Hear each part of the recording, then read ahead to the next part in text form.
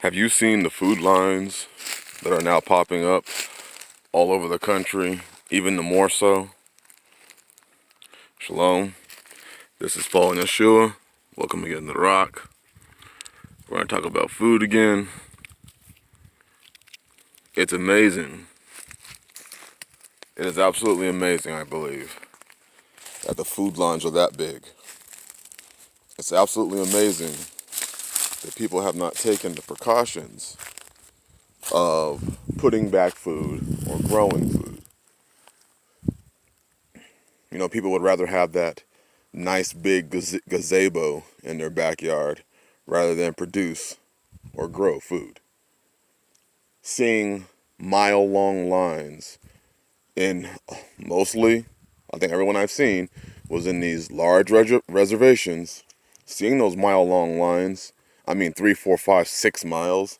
In one situation, they had to close off a freeway off-ramp because one of the food sites was so backed up, it was backing up back onto the freeway of people trying to get food. Jerusalem artichokes are also known as sunchokes. These are one of the things that we are harvesting right now. We've harvested 4 plants. We actually started off with, I believe it was 8 tubers, 8 or 9 tubers. And we planted them right here. And you can still see some of them are still in the ground. You see, look at this. Right there. Still in the ground. That's food. And they produce heavy. And they produce vigorously. And they come back year after year because it's almost impossible to remove all the tubers. Now, I planted them there, and I'm relocating them from that section to this section. Because we don't mind eating them. We enjoy them. Some people say they don't enjoy them. We enjoy them. And it's food. It is food. Also, there are reports that it's good for your gut health, as it has inulin, provides you calories. Now, it will give you gas. I would suggest look up sunchokes online, read some of the material that it has on them. But the reality of it is this is 4 plants. And the 4 plants also planted from this section all the way over here up to there. So the 4 plants planted all that. We put them about, I think we have 6 rows in here. And they're about 1 every 12 inches. So 4 plants provided all that and still this left over. And what we're doing right now is we dug a trench about 3 inches deep, planted it, put a mixture of the manure from our goat pen and the hay from their bedding, brought it in here and laid it on top of it, and now I'm putting in about 6 inches of leaves on top of that to allow it to, as an insulation over the winter, so that next year it'll come back by itself once those first rains come in during springtime. Food. You know, it's crazy with, you know, people who live in these reservation areas, and you have these homeowners associations, and people are unable, literally unable to plant gardens in their front yards. And these are the places where people have chosen to live, where you can't even use what you call your own front yard unless it's regulated, unless you get the permission of the homeowners association. So these people that have very nicely manicured front yards are in food lines trying to get food. These people with nicely edged lawns, maybe even a couple trees, but you can't have fruit trees in your front yard, can you? Are in food lines. By the way, if you are interested in some Jerusalem artichokes, go ahead and send me an email. My email's in the description, and we'll discuss that.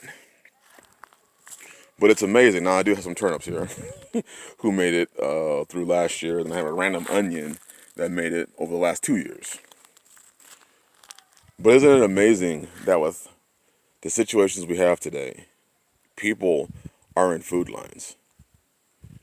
I mean, people driving very nice cars, very nice cars. I saw some cars in there that were, the 2019, 2020 version of vehicles, but are in food lines. It's amazing that we all knew this was coming. Most people who had their eyes open knew a second wave had to be coming. They knew that this thing was not over. And yet, that normalcy bias, I hope things return back to normal.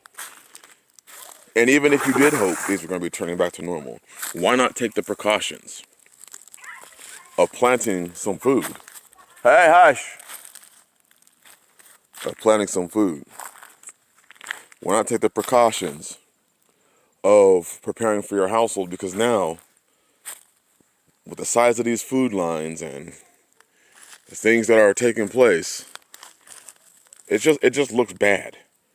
We're seeing social unrest literally all over the world right now.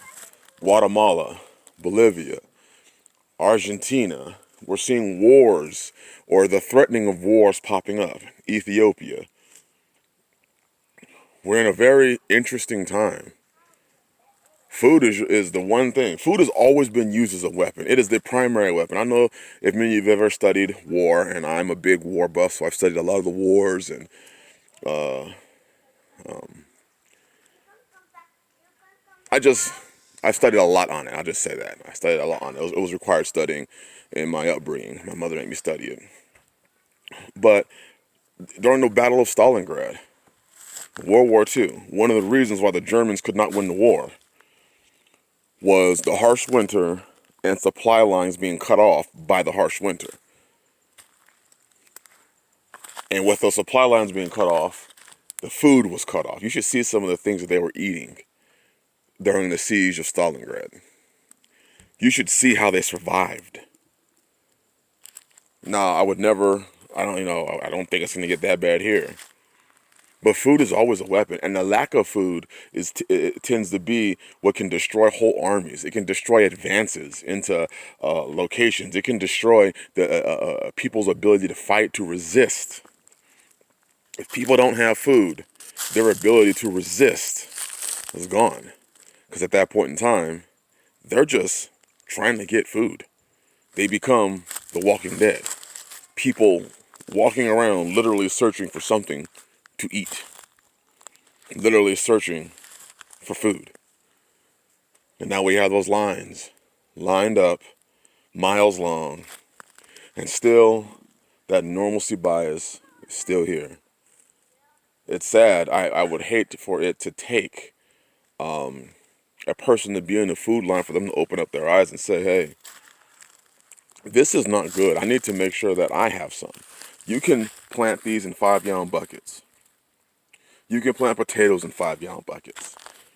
The excuses that we have are no longer there. You can take Rubbermaid totes and plant food in them. Radishes, what I call my 20-day crop. I call these my prepper food because they just come back. But you can plant radishes. You can plant a lot of crops you can plant Florida broadleaf mustards. I have a video coming out on that before the first freeze comes, or before our next freeze comes, because they grow vigorously. The excuses just aren't there. You have to start, or if you haven't started, you need to start. I know many of you probably have already started this, but if you haven't, you got to start thinking long term. We are coming into a very dark winter. A very dark winter. And if your plan was food lines, that's not going to be good. Even in some of these northern areas. What if you can't get to a food line because snow, ice? Damn, Yah forbid, the car that you are paying $400 or $500 a month gets repoed. How do you even get to the location to get the food? Yah forbid it gets that bad, but it sure looks like it's getting that bad, and if not that bad, worse. You have the ability to store food. You have the ability to grow something. Please do it. Not for me, but for you. Bless y'all. I'm about to take these also. These are some of the potatoes that we grew this year in this little spot right here. Right here that I'm now going to be using for Jerusalem artichokes. Those are some of the potatoes that we grew. So we got plenty of seed potatoes. We got some rotting potatoes. We got plenty of seed potatoes that we're going to be transplanting into another location so I can grow a large amount of potatoes. Come out of here, y'all's people. Be ye separate. And if you can't, prepare yourselves. Bless y'all. Shalom.